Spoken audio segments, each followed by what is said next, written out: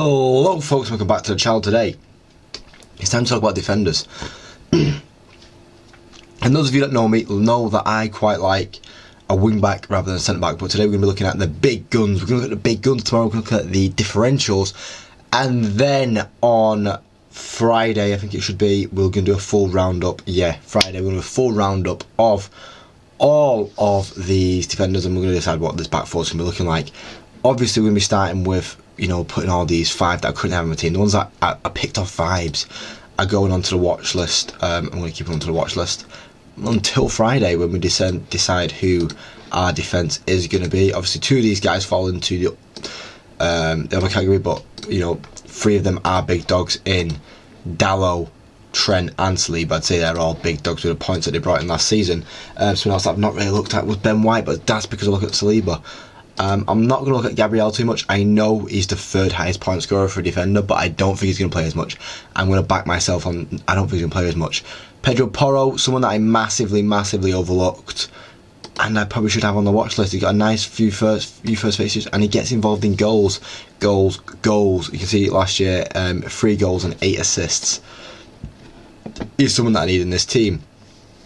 Branthwaite, not someone that I want to be looking at, just because I don't know what's going to be happening with his future. If he does go to United, he's not got that guaranteed start time. He's going to be rotating with Euro. He's going to be rotating with Martinez, Maguire. There's a few in there that he's going to be around. Walker and Gvardiol. Gvardiol obviously shot his points up right towards the end of the season with all them goals that he was scored towards the end of the season, so that's why his points are so high.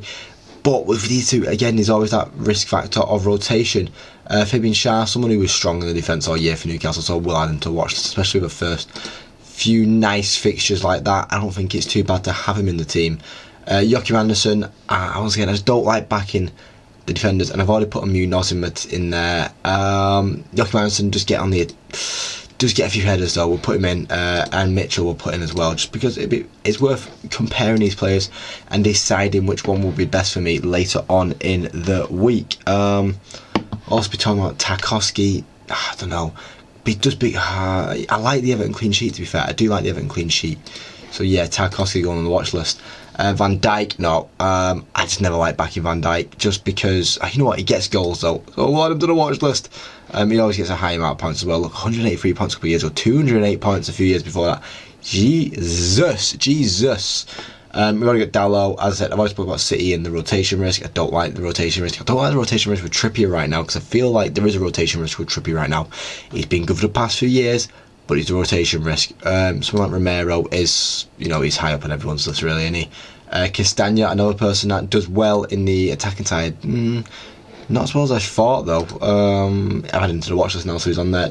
Robinson, someone who's been having a good few seasons for the past couple of seasons, but he had a really good year last year and was on everybody's radar. Mikalenko, I still like that Everton clean sheet, so yeah, Mikalenko again on there.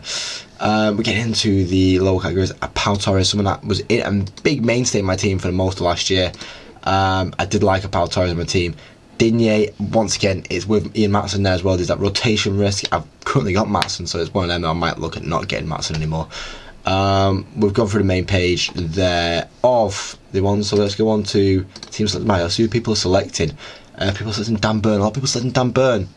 Not too sure why, because Lewis Hall is now a permanent signing, so I can see Lewis Hall get a few more games. Mark Gahey, after a really good Euros, I can see why people are bringing him into the team. He just doesn't have that goal threat that you want from a centre-back.